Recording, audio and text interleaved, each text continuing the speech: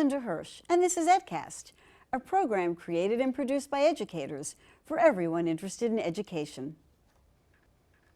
Do you remember learning how to read? Many of us do. Learning to read is a key literacy moment, and helping children acquire this skill is a major goal of education. Research indicates that children who don't read on grade level in the early years suffer long-lasting academic and social effects. Recognizing the importance of early reading, Mayor de Blasio's Campaign for Equity and Excellence strives to have all second graders reading on grade level. Yet a persistent achievement gap among minority and low-income students points to just how difficult attaining this goal might be. One program holds great promise for enabling all children to become fluent readers. In December 2017, I spoke with Lynette Farrow, the Executive Director of Teaching Matters, about their program, Early Reading Matters, a research-based guided literacy approach to teaching reading. She emphasized her view that children need to be reading on grade level even before second grade. Early reading is really the gateway, the entryway into the rest of learning. They talk about learning to read so that you can read to learn, and that is a real, when kids get into high school and middle school and they're still struggling with reading, it just impedes all other areas. We know that kids that are not reading on grade level by third grade are 6 times more likely to drop out of school. This is a very high stakes thing to be able to have kids reading on grade level. And I'll tell you, people talk about, we need to close the reading gap by third grade, but the reality is we actually need to have kids reading on grade level by the end of first grade. We wanted to see early reading matters in practice. So last spring we visited PS 63, the Authors Academy, in District 9 in the Bronx. Its student body is largely Black and Hispanic. 20% of the students are English language learners, and 95% are eligible for free or reduced price lunch. I spoke with the school's principal, 3 of its teachers, and an Early Reading Matters literacy coach. We visited classrooms and watched reading lessons. Join us now for a look at why early reading matters and what one school is doing to support struggling readers.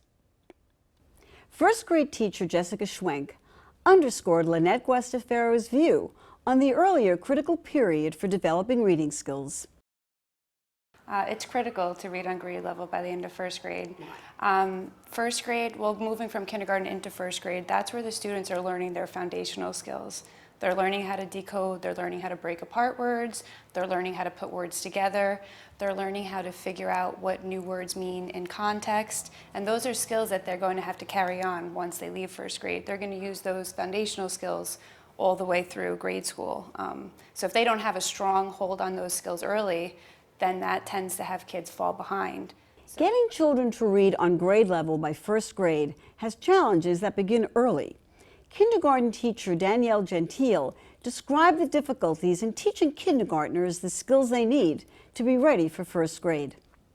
Some kindergartners are coming from either a pre-K program, so they've been exposed to literacy through a lot of center and play, and the alphabet through songs, nursery rhymes, and then we also have kindergartners that this may be their first experience in kindergarten. So letter recognition and sound correlation might not quite be their level of expertise yet.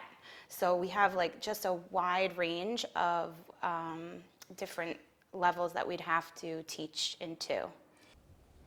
The core components of Early Reading Matters focus on oral language experiences, lessons targeted to student needs, sight word knowledge, and vocabulary and comprehension instruction. All this is supported through teacher teams, reflective practice, ongoing assessment, and a designated reading coach to assist teachers in all aspects of their work. Lynette Farrow outlined the 3-year program in our earlier interview. Early Reading Matters was designed to target schools that really are serving some of the poorer neighborhoods in New York, and we're targeting districts 7, 9, and 10, working collaboratively with in the Bronx, with superintendents. And the focus is it's a 3-year model. So the first year is focused on developing teachers on a set of defined, we call them competencies of teaching reading. But the other component is developing teachers who can lead other teachers in the learning, because it's not as though it's a static, you could just learn to teach reading and then it's over. The work of teaching reading is collaborating with other teachers to really problem solve around what kids need. And you have to have a basic body of knowledge, but then it's just continuous improvement like any job. You'll hit different challenges every year. And so we need to develop teachers as leaders in the instruction. So that's another component. And the other piece is putting in a way of monitoring kids reading and monitoring certain what we call school competencies, things that the leader has to put in place in schools to ensure that they're set up for success. Teachers need support systems to do this, and principals have to put those in place.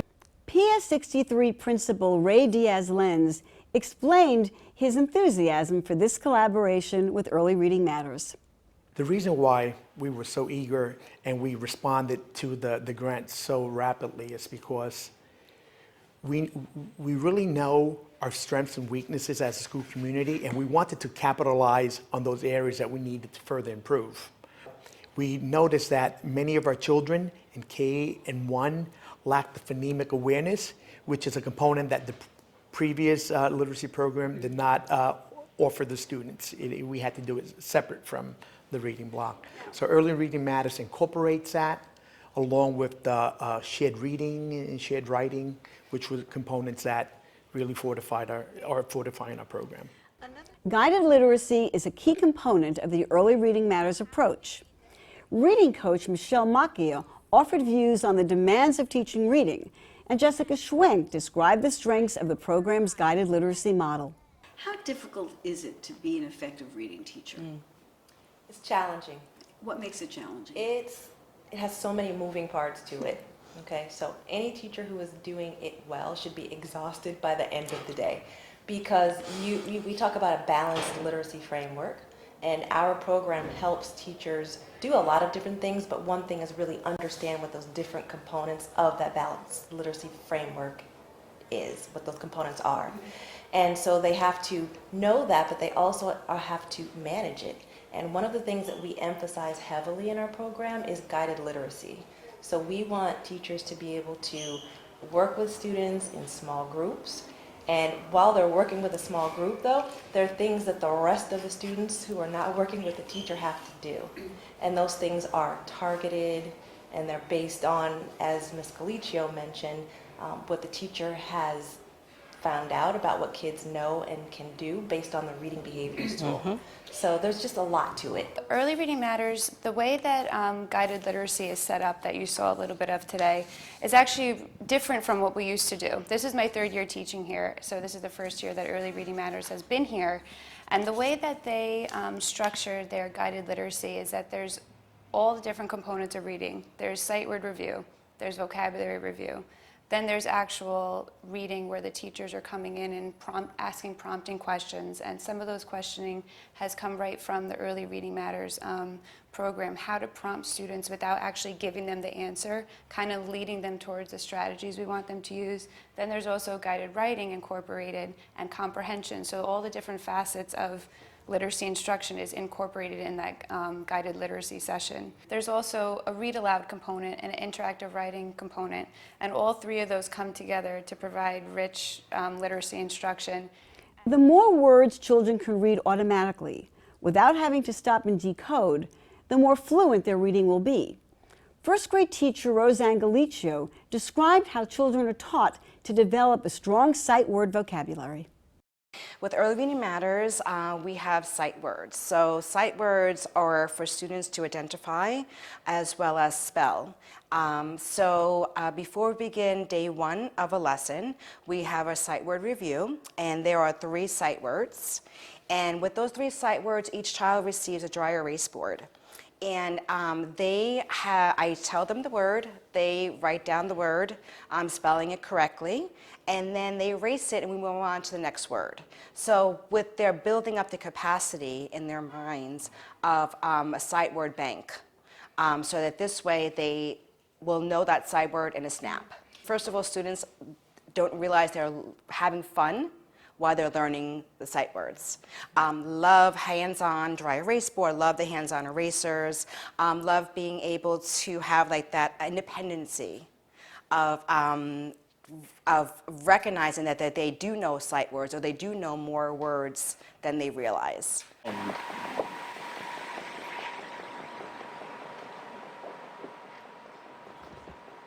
When you write the word find, show me good.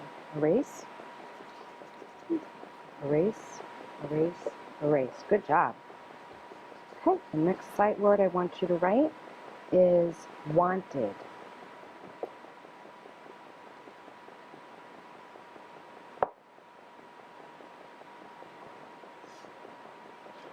Good job, erase. Good job, erase. Good erase. Good erase. Good erase. Great job today. And the last sight word is don't. Don't. Good job. Erase and close your marker. Erase and close your marker. Oh, let me see you write that again. Let me see. Good. Erase, close your marker. Okay, good. We are going to read a book today, okay, called A New Pet. Just think about that title as I hand out the book, A New Pet. Okay. All right, here we go, and here we go. Okay.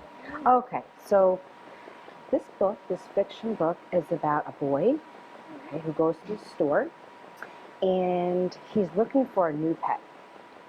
So I want you to think about if you were going to the store with one of your family members, which pet would you pick if you had a choice? Braylee? I will get a beautiful bird.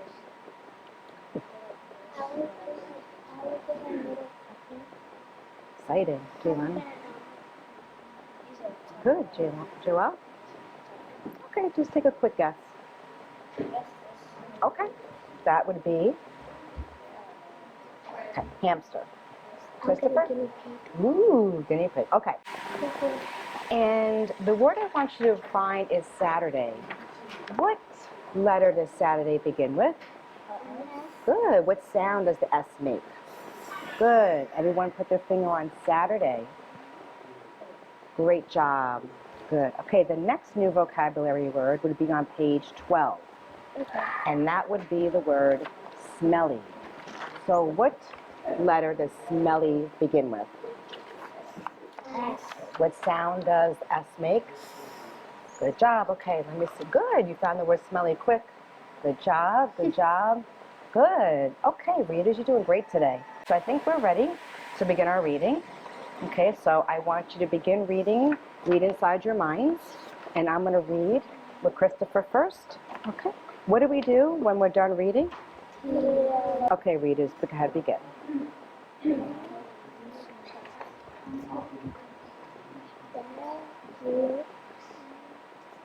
Let's look at our strategies right here on our poster. So if we're stuck on a word, what strategies can you use to help you? Okay, and what strategy is that? Split the letter. We also observed Jessica Schwenk's class as first graders practice recognizing vocabulary, words, and context. Our story today is called Billy Brown's Cat. Okay? And in this story, there is a boy who's new in town, and he doesn't have any friends. So his mom decides that he's going to get him a cat. But before we start reading, we have some vocabulary words. Michael, I need you looking over here. Some vocabulary words that I want us to find in the story that's going to help us understand the story a little bit better. So can everybody turn to page 2? And I want you to find the word town. Can you find the word town? Think about how that word begins and ends, town. So a town is where somebody lives. It's like a little community. So remember, Billy Brown is new in town. Another word I want you to find is on page 12. Can you turn to page 12? And I want you to find the word around. Can we find the word around? D. Can we find the word around on this page? I know there's a lot of words on this page. Okay, I'm going to tell you it's in this section here, around. What's somewhere around here? Same page as cushions. Cushions. What sound do we hear in the beginning of cushions? Okay, or what's the other letter that makes the same sound? C. Cushions. and I hear sh in the middle of that word. What two letters make the sh sound? Good, Michael, I want you to touch it. Cushions. Good, Davian. Cushions. Thank you for helping her out, Davian. Here's the word cushions. On the page, this is what a cushion looks like. It's what's on a pillow. Teacher support is a hallmark of Early Reading Matters, and the reading coach is credited with providing teachers with the instructional expertise they need to improve student reading. Part of the work I do is with two coaches who are in this building. One is a universal literacy coach, and one is a UFT teacher center coach. So I work with them, and those coaches also work with the teachers. So the teachers are getting a little bit of coaching from all these different people, but all in the same Early Reading Matters direction.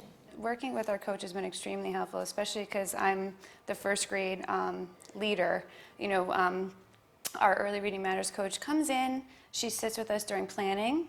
She sits with us to talk about student data, how they're moving across levels. She offers us insight of how to reach the different needs of our students once we address them. And I have to say, she just is very comfortable. It's nice having somebody there who's not judgmental. They're really to critique, but to help. A noticeable strength of Early Reading Matters is that it is a teacher-driven program with teachers learning from each other. Some teachers receive professional development so that they can assume the role of teacher leader, a role which often changes their perspective on teaching. That you are responsible for kind of, I guess, implementing what the Early Reading Matters is teaching us with our grade level. So I would go to meetings with Early Reading Matters, and then I would come back and I would relay that information that I learned to my grade level team. And they also taught us different protocols to use within the grade level meeting that keeps us on track and never deviates from looking at the data and analyzing it in a way that helps our students and how we can push our students forward using that data. I think that it helps in your self-reflection as a teacher. I think for many years, if you're doing the same thing, that it becomes almost like second nature to you, but to actually explain it to a new teacher coming in, it can help you just reassure your own practice and know that what the new teachers coming in can benefit from and what's important for them to learn. Teacher leaders in the beginning of the school year, this is our first year, we went to some professional developments, some institutions where we learned just the background of what Early Reading Matters is, why it's important, the program itself. And then I'm able to come back to the school and share that with my colleagues and share the best practices that I've learned. I'm actually it's a different role for me. I was lucky enough to come into a school where there were effective teachers, especially in reading, that I was able to learn from, but now I'm kind of switching roles. I'm kind of the teacher that other teachers are coming to, so that's different for me, and it's nice, it's empowering. Early Reading Matters supplies schools with a host of supports. Teachers at PS 63 commented on the availability and usefulness of these resources. In practice, we have professional development workshops during the day or after school, as well as wonderful amounts of resources. I've heard other people say that. Yes, I have to say Early Reading Matters, you know, any type of data, any type of tools that we need for lower levels to higher level readers, full access, as well as having the coaches. We have demo lessons, we have modeling, where mostly feel like it's very open professional learning community, where availability and expertise fits into what we need. I would just say the tools that are available, there's resources online, there's a whole database where we can get our tracking tools, a behavior tool that helps us monitor what behaviors each student needs on each reading level to know that they've mastered it. There's demo lessons, there's full read-alouds online and questioning, so there's a lot of resources. So even when our coach is not here, we can, take the initiative now ourselves and look up things that we're still struggling with. As a research-based program, measuring and assessing student progress is central to Early Reading Matters. We teach this people in our program to have a really, really strong eye, heavy emphasis on making decisions based on data instead of on a hunch or on a whim, right? You're doing things because you know these are things students need to do. And so periodically I will meet in two different ways. One is with the school leadership team to help them understand what is going on in your classrooms with your teachers. How are the kids doing? Are there some bright spots? Are there some darker spots? And then I also do student progress meetings with teacher teams. And that's a really powerful place for teams to be able to come together and take a look at how their students are doing, and they problem solve as a team. To date, results at PS 63 have been impressive. For example, earlier this year when we did our beginning of year assessment, at least 60% of our kids were 1 to 2 grades below level, right? Now we have the reverse. We have 65% of our kids that are at or above, right, with an end of year benchmark of 80%. We've noticed that our students are moving levels at a faster pace than they did before. Not all, but most. I had some students coming in who were B readers, and that's early kindergarten level for first grade, and now they're reading at H. Some of those students you saw today with me came in as B or C readers, and they are now on grade level for school standards using the Fountas and Pinnell assessment. So we've seen large jumps in reading and just enjoying reading in general outside of the assessment. Because these early years are so crucial to the development of reading skills, it seems logical that a school's best teachers would be placed in these early grades. Yet Lynette Farrow points out how the realities of state tests often lead to counterintuitive staffing. Schools that serve neighborhoods that are higher poverty, as we all know, they have a harder time attracting and retaining effective teachers. They tend to have more new teachers, and there tends to be higher turnover. That has a real impact on children. The second thing that schools in high needs neighborhoods deal with is accountability. So we have testing in 3rd, 4th, and 5th grade. So imagine if you have a staff of where you have more new teachers, where might you put those new teachers? We would argue that K-1-2 are the investment years for kids, and you have to put the strongest faculty in these early years. While schools are being asked to make teaching early reading a priority, we know that children from literacy-rich home environments become better readers. I asked what parents and caregivers can do to help their children learn to read. The answers were emphatic. My advice to someone who has a 5-year-old is that they should be reading to that child 15 minutes minimum a night. 15 minutes a minimum okay. a night. And that is actually, that's a worldwide, there's been research done worldwide that the one thing we can do for our children is to read to them for 15 minutes of a night. Read to them. Okay. Read, as simple as that, just spending time every night. Read to your children, get them excited about reading, take them to the library, take them to exhibits of things that they're interested in, and then reach out and go get books related to that. Really focus on their interests, because if students love to read, then they'll love to learn to read. If they're discouraged with reading, that's when you see kind of the pushback. So any way to encourage them to read is beneficial. Enthusiasm for early reading matters was evident throughout our visit. Its contribution to helping students and teachers at PS 63 were readily acknowledged. So for you as a kindergarten teacher, what would you say was the greatest contribution that your affiliation with Early Reading Matters has made? I think supporting my most struggling students. We equip the teachers with the best professional development in order to retain those teachers that are effective.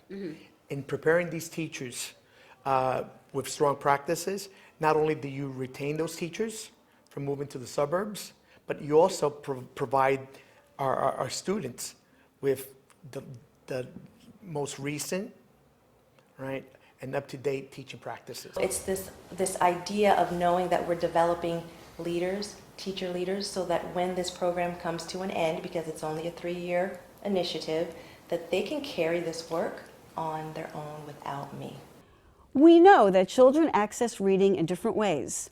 Some enter school with a sense of narrative and know that print runs left to right, while others are learning that the squiggles on the page represent words. The current emphasis on academics in the early grades may mean less time for play and play's role in developing children's cognitive, creative, and social skills. but the stakes are high for young learners. The reading skills acquired in K through 3 are the ones that children will build on throughout their lives, especially as they confront the demands of 21st century literacies. PS 63 awaits results on the state ELA exam to see if students are showing improvement on this benchmark as well. While test scores may dominate our conversations about reading, we should remember there are many reasons to read. Reading opens up worlds beyond our experience. It makes us smarter and more creative. It fosters empathy, something more important now than ever. In the end, early reading matters because reading matters.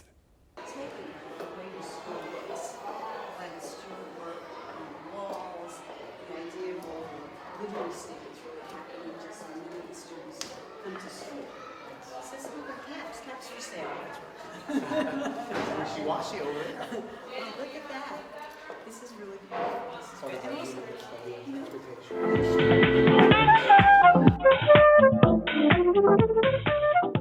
I hope you enjoyed this special edition of EdCast. Stay with us this season, our 12th, as we continue to bring you important conversations about the issues and people making news in education. We'd like to hear from you. Please send your thoughts and comments to cunyedcast@gmail.com.